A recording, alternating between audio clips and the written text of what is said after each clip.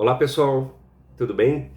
Eu sou André Sarturi, eu vim aqui para falar um pouquinho sobre a minha experiência no psicodrama. Vim a convite da Ana Júlia, queria agradecer demais a Ana Júlia e a equipe, ao grupo, pelo convite, tá? É, Primeiro, para vocês saberem um pouco quem eu sou e por que ela me convidou, eu sou professor universitário também, né? Tenho doutorado em Artes da Cena pela Unicamp, mestrado em teatro pela UDESC, sou graduado em filosofia e em artes cênicas, e eu tenho uma especialização que não é no psicodrama, é na psicologia corporal. Todavia, eu trabalho desde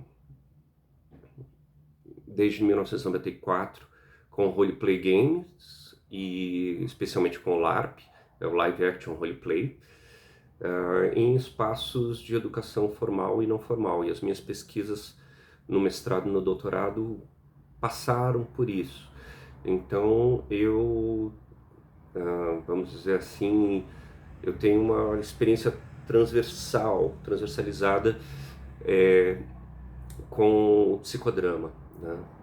Especialmente com o LARP, que é uma prática que, né, é um roleplay da mesma forma que o psicodrama também é, e principalmente o sociodrama, que é o que eu mais opero, tá? Né? Então, como é que eu trabalho? Eu vou em escolas, em instituições também de educação não formal, como ONGs, espaços de acolhimento, né? Institucionais, né? Casos do PIA, etc. E desenvolvo jogos com crianças e adolescentes para a gente trabalhar com questões de cunho socioemocional, né? Relacional, socioemocional a partir de jogos, né? E nesse contexto a gente cria um ambiente de ficção, e nesse ambiente de ficção são trabalhados então situações que de alguma forma são críticas, são complexas e são necessárias de serem trabalhadas por aquela comunidade, né? E aí eles têm que resolver essas questões e, claro, acessar conteúdos psíquicos e emocionais que vão de alguma forma fazer com que eles se percebam num lugar tanto deles próprios quanto no lugar do outro, né? Que é uma proposição que o Moreno trabalha muito nessa ideia da troca, da inversão de papéis, né? Que é uma forma de a gente também entender os nossos contextos, que eu acho que é um elemento importante para a gente amadurecer na nossa vida socioemocional, né? Enfim, Ana Júlia me fez 4 perguntas, né? E eu vou tentar responder elas para vocês de forma que fique um pouco mais compreensível o que é que eu faço e principalmente o que o psicodrama de forma aplicada e o sociodrama, né, de forma aplicada podem contribuir tanto para a formação profissional de vocês quanto na sociedade, né? Então vamos começar aqui pela primeira questão que ela me pergunta. Para você, qual é o maior diferencial do psicodrama? Bom, eu tô com uma colinha aqui, tá, gente? O maior diferencial, para mim, é a possibilidade de trabalhar com um contexto dramático na qual os indivíduos podem se expressar, e não só isso, mas o Jacob Moreno fala desse ambiente seguro, né? Onde você tem um ego auxiliar, onde você tem etapas de trabalho, né, que são bastante importantes, né, como o aquecimento, o processo de dramatização, depois a conversa após o trabalho, né, o facilitador, né, alguém fazendo o papel de ergo auxiliar, né, ah, no, no processo, né? Então, todos esses aspectos, eles ajudam a criar esse ambiente que torna a experiência uma experiência acolhedora e segura, né? A gente não trabalha, eu não trabalho exatamente no campo clínico, mas eu trabalho em espaços de educação que muitas vezes são transversalizados com a clínica. Então, eu preciso ter esse suporte teórico para pensar nessa prática e para pensar como que eu faço com que esse ambiente seja acolhedor para essas comunidades, né? Então, né, e o Moreno lança essas bases para psicologia de grupo, que eu acho que é uma coisa muito importante, né? É, enfim, né? São essas etapas, né? A ressignificação da experiência dentro de um contexto teatral. No meu caso, eu digo dentro de um jogo dramático, né? Dentro de um ambiente performativo, não necessariamente dentro de um ambiente teatral, porque não tem espectador no sentido literal, né? De que de, como numa peça de teatro. Talvez o modelo psicodramático específico até tenha mais essa característica cênica, né? De alguém ficar olhando e alguém está fazendo. Mas no LARP, no roleplay, todos são atores e espectadores, né? Então você atores, como dizia o Boal, né? O Augusto Boal. Então você é espectador, mas você é um espectador agente, você tem que tomar a iniciativa. E isso é interessante. Eu sou meio agitado, desculpem aqui pela agitação, tá? Mas eu acho que deu para entender um pouco e nas próximas perguntas eu vou acrescentando mais informações. Espero que ajude. Vamos lá. O segundo é o impacto benéfico que você percebe é, naqueles que praticam o psicodrama. Como eu falei, né? Eu acho que o primeiro, e não sou eu que falo isso, é o próprio Moreno que traz isso, né? Acho que a primeira coisa é a capacidade de se expressar, né? Moreno, quando vai para os Estados Unidos e quando tem a sua experiência lá, ele sistematiza mais o psicodrama, né? E traz o termo do acting out, né? De você realmente colocar esse momento expressivo em jogo, né? Botar para jogo, né? A tua experiência de vida e num ambiente coletivo, né? Onde outros também botam para jogo, né? Essas essas suas vivências, né?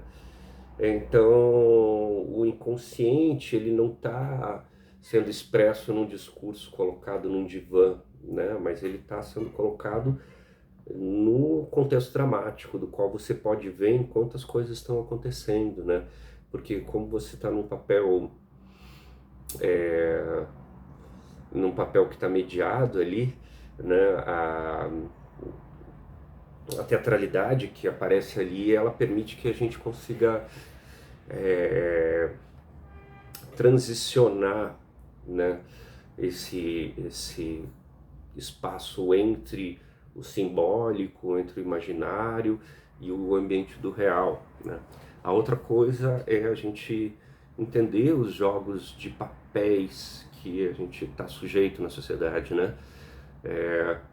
O que é ser o papel de filho, o que é ser o papel de pai, o que é ser o papel de professor, o que é ser o papel de estudante universitário, né, universitária, o que é ser o papel de uma pessoa trans, lésbica ou de qualquer outra experiência, né? E a partir desse entendimento dos papéis também fazer as trocas de papéis para que você possa desenvolver uma sensibilidade para a experiência do outro, entender que o outro também está desenvolvendo um papel, né? Eu acho que isso é importante, né?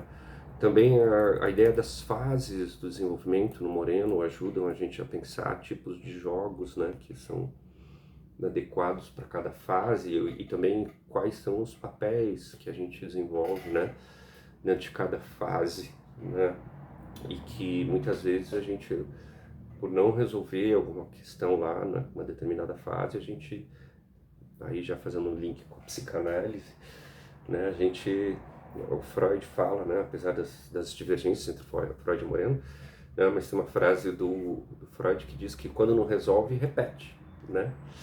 Então, e no papel a gente também faz isso, né? E então é importante a gente saber qual é o papel e o que a gente está repetindo no papel, né? E aí, por exemplo, você pode entender que a atuação ela é geradora de sofrimento no outro, né? Que o outro gera um sofrimento em você, mas você também gera um sofrimento no outro. E isso te responsabiliza, né? Tanto que ele vai ter, por exemplo, algumas relações de estudo com a fenomenologia, né? E a fenomenologia fala muito dessa responsabilização com o outro. Então, na segunda pergunta, vou avançar para a terceira, porque senão fica muito longo o vídeo para vocês, tá? Vamos lá, a terceira, baseada na sua experiência, qual seria o maior desafio de um profissional que atua nessa área, né? Eu acho que são vários, né? Mas a formação é uma coisa difícil, né? Não é fácil ter... Aqui em Curitiba a gente tem uma especialização de qualidade na área, mas que eu atualmente eu não estou acompanhando, então eu não sei como que está isso hoje. Eu fiquei 15 anos fora de Curitiba, estou voltando recentemente. Hoje, com a internet, a gente tem mais acesso aos livros, à bibliografia do Moreno, aos estudos, mas eu acho que ela, comparado com outras abordagens dentro da psicologia, ela é muito mais restrita, né? Então você tem uma certa dificuldade com formação. E eu acredito que a outra questão, na verdade, em paralelo a ela, tem um problema que é daí você ter uma falsa noção, uma falsa percepção do que é o psicodrama, né? Por causa disso, né? Ou você fazer um pseudo-psicodrama, né? Por não ter uma formação e também um espaço adequado, né? Muitas vezes, especialmente para clínica, eu não trabalho na clínica, mas eu imagino que para quem trabalha na clínica você precisa de espaço, porque as coisas acontecem em ato, né? Dentro da atuação, né? Então é um aspecto complexo, eu imagino. Mas, enfim, são desafios que são possíveis de se transpor, né? Então, acho que é isso, né? Para finalizar, a quarta questão é qual a importância da existência dessa abordagem nos dias de hoje, né? Eu acredito que a principal contribuição para a área seja a possibilidade do indivíduo de se expressar criativamente em suas questões pessoais e psicológicas, bem como explorar questões coletivas na escola e no ambiente social, tendo tudo isso uma única técnica, né?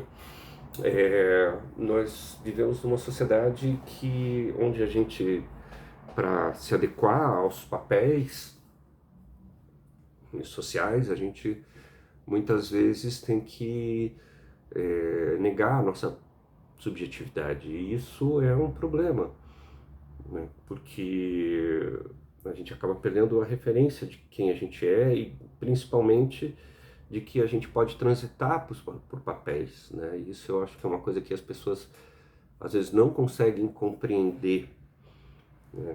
Que nós vamos nos adequando aos papéis conforme a gente vai vivendo. Então, quanto mais possibilidades da gente entender o que são os papéis sociais, entender como a gente se coloca nesses papéis sociais e que a gente pode transitar por eles de forma criativa, melhor e mais interessante pode ser a nossa vida. Então é isso, pessoal. Eu acho que eu respondi aqui as 4 questões em menos de 15 minutos.